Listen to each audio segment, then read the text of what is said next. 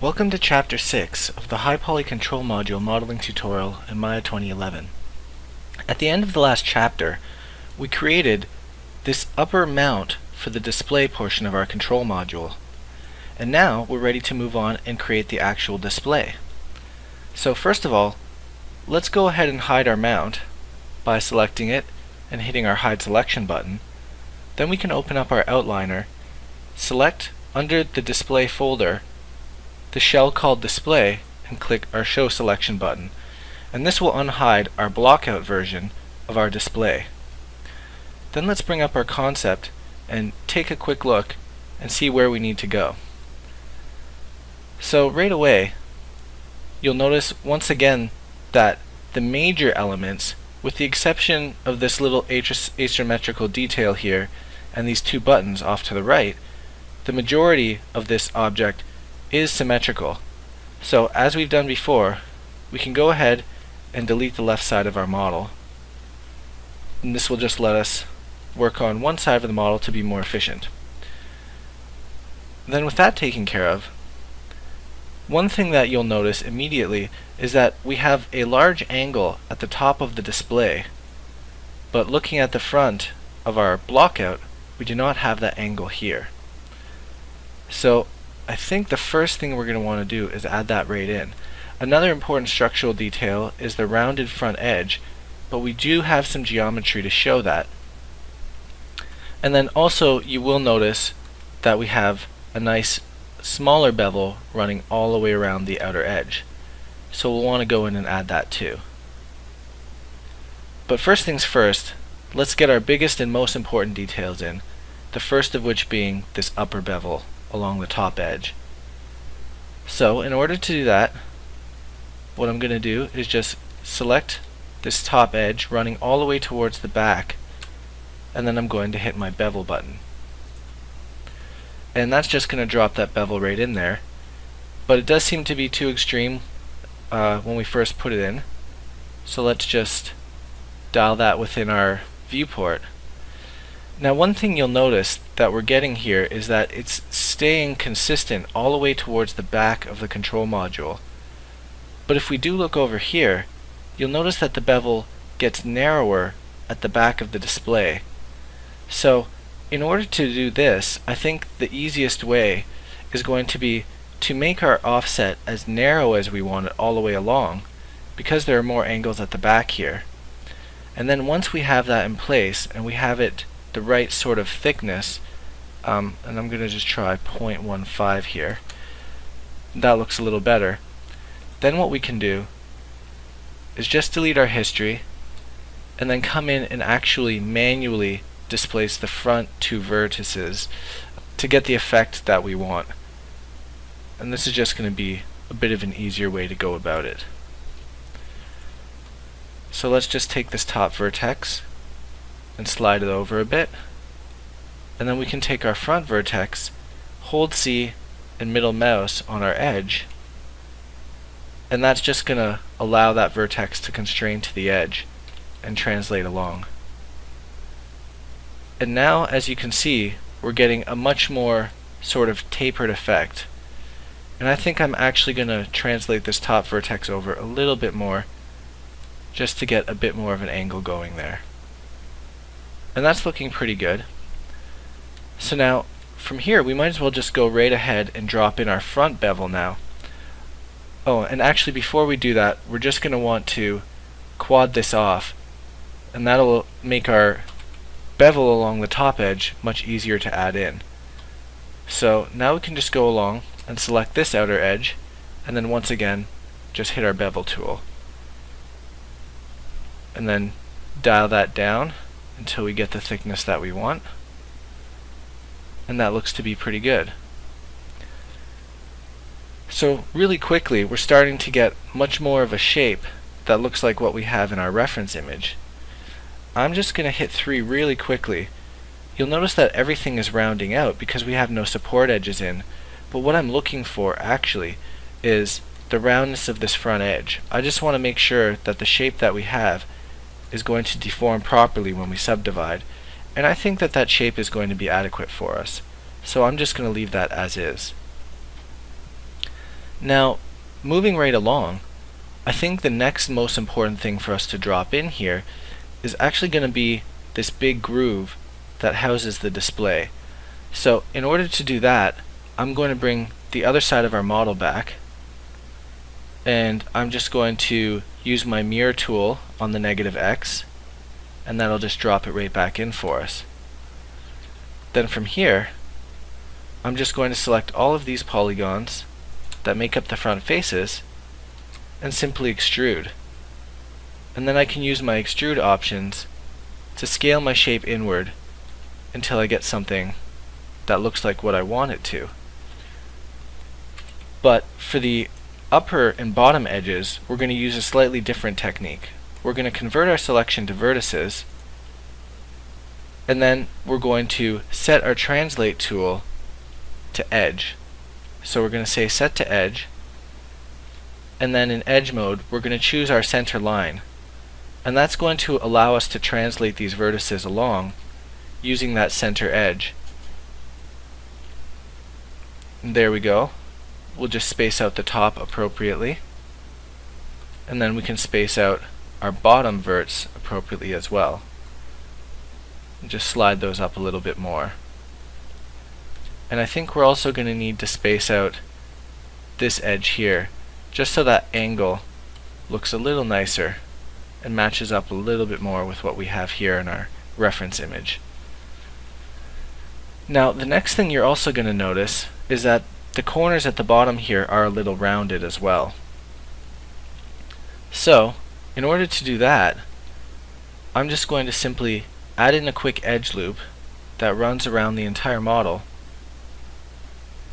Then I'm going to take this bottom edge here, and I'm just going to scale that inward. And that's going to be a really easy way for us to round out our bottom edge. Now from here, all we need to do is just take all of our central faces and extrude those once again. One thing you're going to notice too is that the extrusion along the top edge in our reference image is a little narrow, but as it moves towards the bottom, it starts to become more extreme and more tapered. For instance, you'll notice that the extrusion moves on a downward angle in our model because it's extruding all on the same axis. But in our reference image, this angle should actually be moving on an upward angle. So we're going to have to offset that a little bit manually. Luckily for us, our translate tool is still set on set to edge, so we can just translate our edges along here and start to space things out and make them look a little bit nicer. So now I'm actually going to start moving these things on an edge basis rather than by face, and then I'm going to start to move these bottom edges down here and just begin to translate those up visually. And again with this bottom edge too. And that's giving us that offset that we want. But what it is yet to give us is the difference in depth that we need here. And we'll get to that in just a second. Now I'm just scaling these central edges inward just to get a little bit of offset there too. I'm going to have to do this in front view just so I can see a little bit more closely what I'm getting here. And yes, it's as I suspected. For some reason the offset on the left side is more extreme than the offset on the right side. So I'm just going to take my translate tool here, and in fact I'm going to delete one side of my model, and this is just going to make it a little bit easier to get everything back lined up the way that we want it. So I'm going to scale my vertices inward towards the center line. Then I'm going to set my translate tool back to world.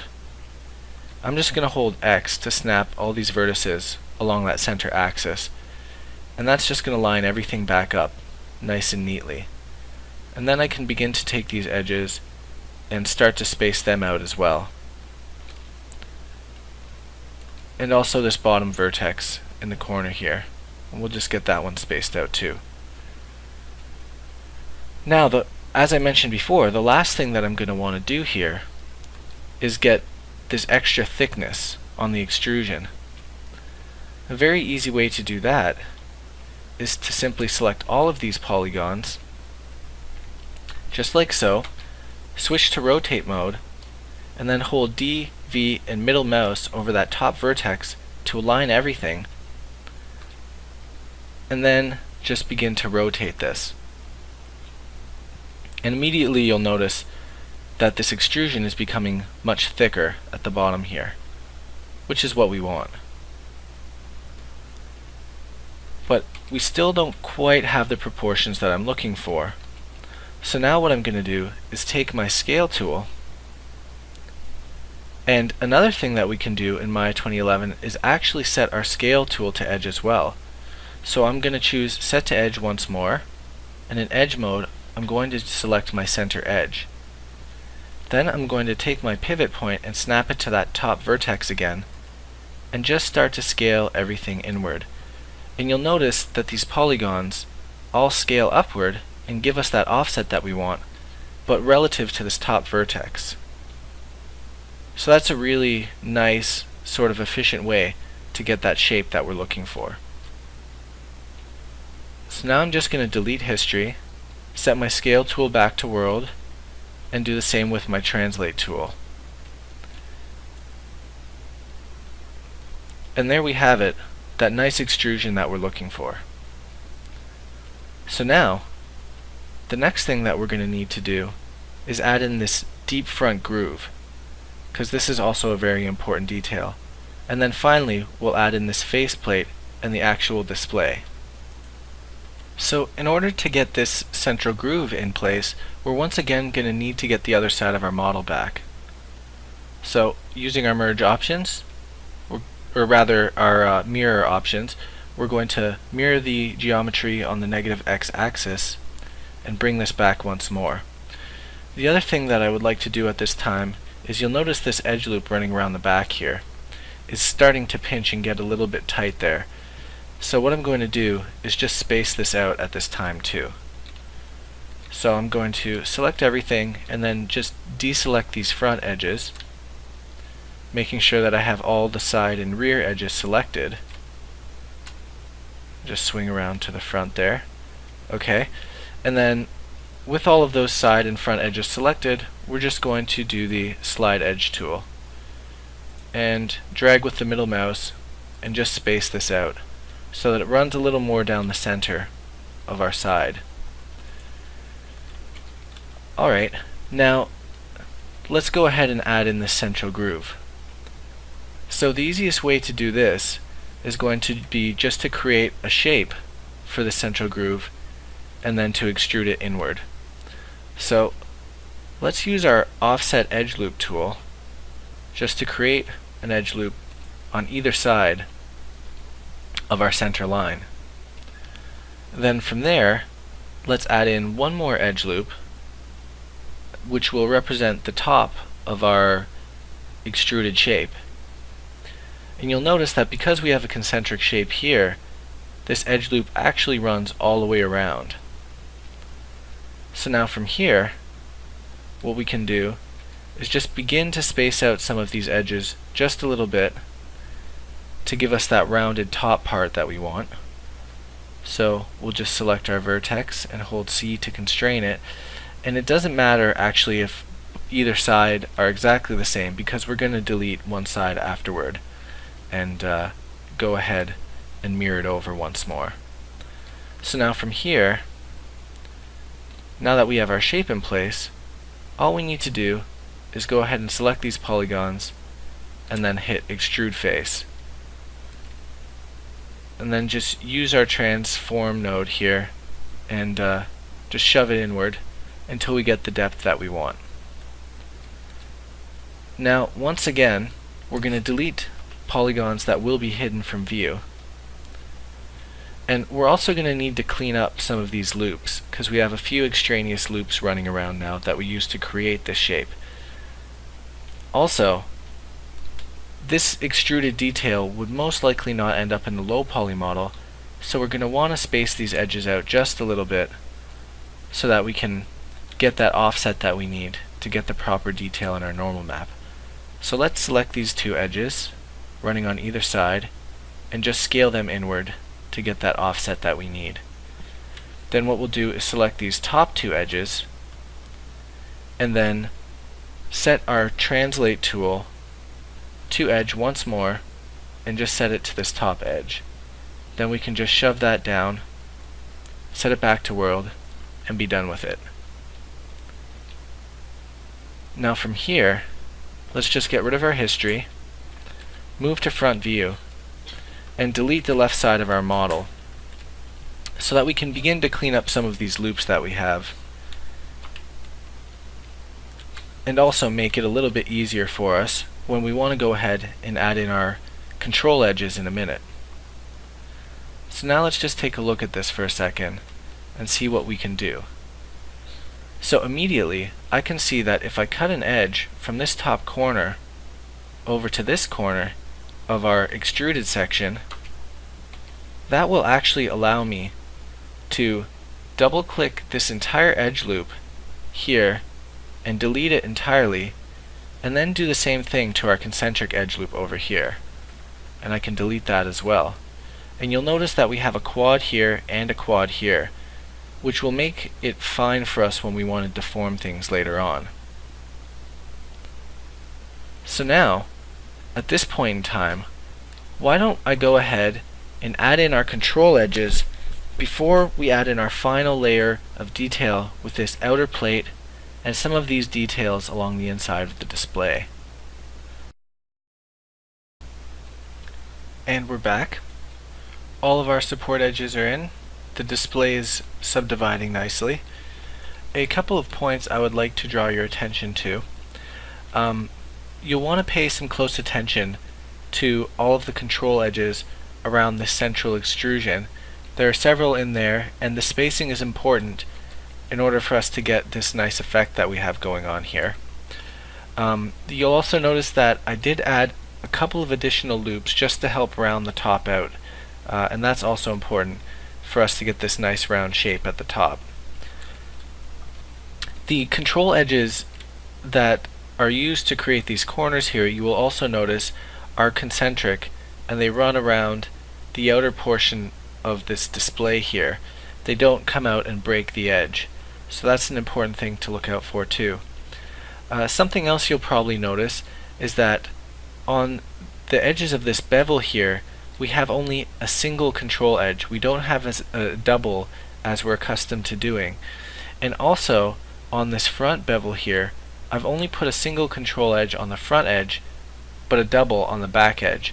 And the reason for that is basically just because I want this transition to be a little bit softer here on the display than it is on some of these other beveled corners that tend to get a little bit sharper.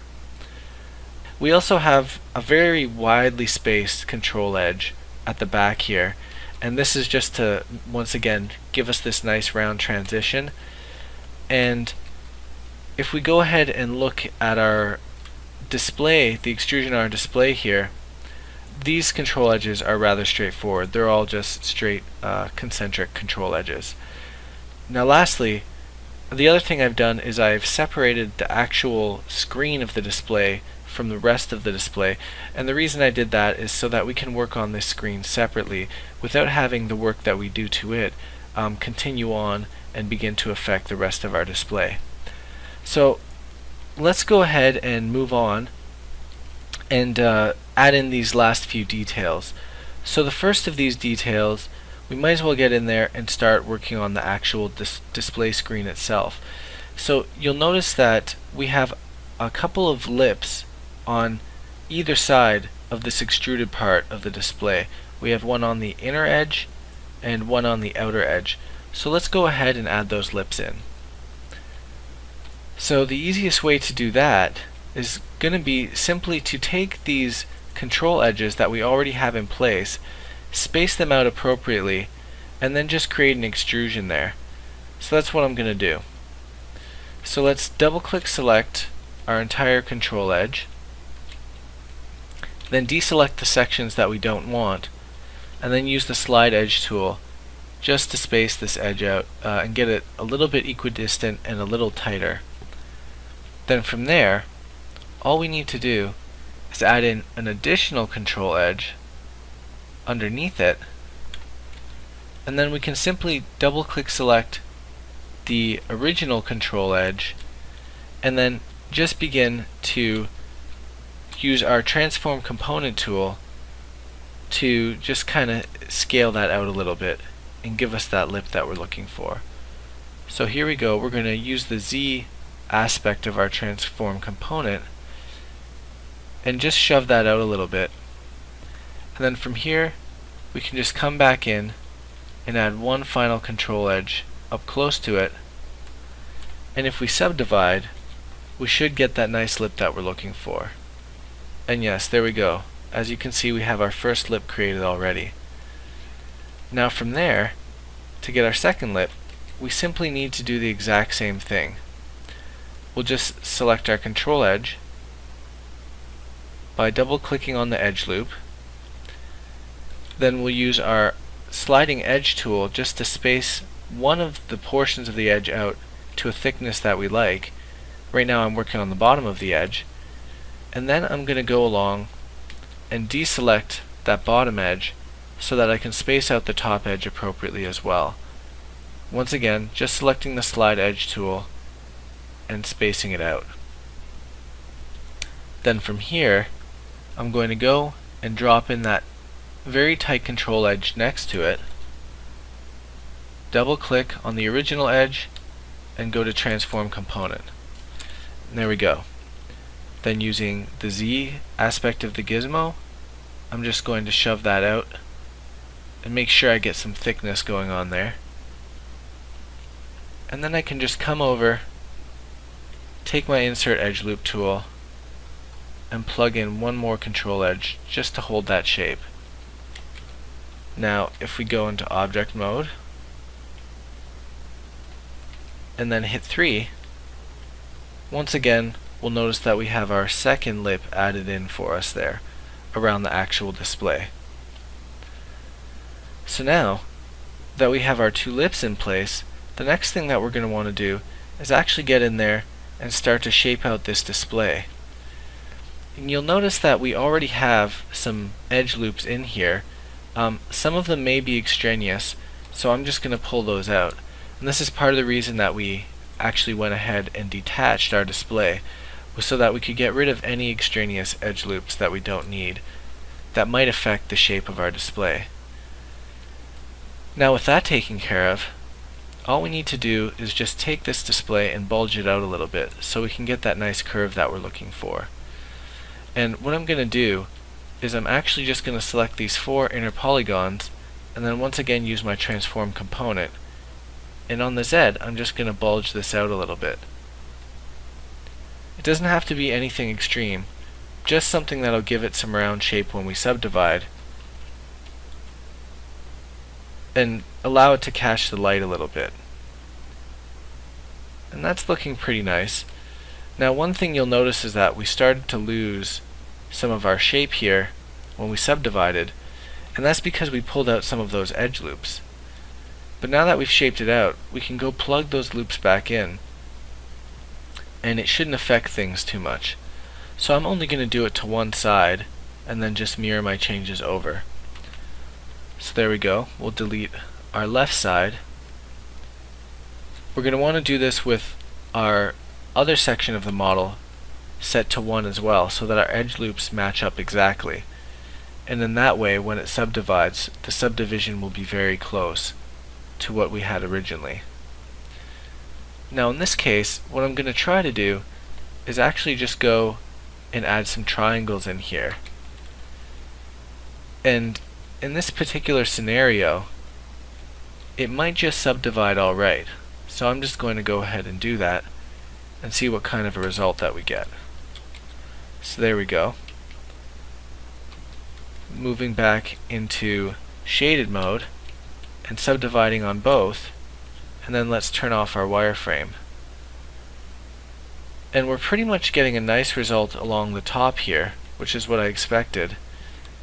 we do still have a gap at the bottom, so let's go take a little bit of an investigation and see what we have going on there. Yes, and it's because we have one additional edge loop at the bottom here which has not been added in on our actual display. So let's select our display and use our split polygon tool, and then just add that extra triangle in. And then we'll go ahead and hit 3 on both to subdivide and see how everything matches up. And yep, the general deformation is looking good, and we have no more gaps along our edge. So now we can just go ahead, delete our history, and mirror the other side of our model back, or our display screen back on. And there we have it. Our screen and our beveled lips are in place. So once again, looking at our reference image, all that remains to be done is this outer faceplate detail. The small buttons and the venting details will be added later on during our detail pass. So let's jump in and add this final faceplate.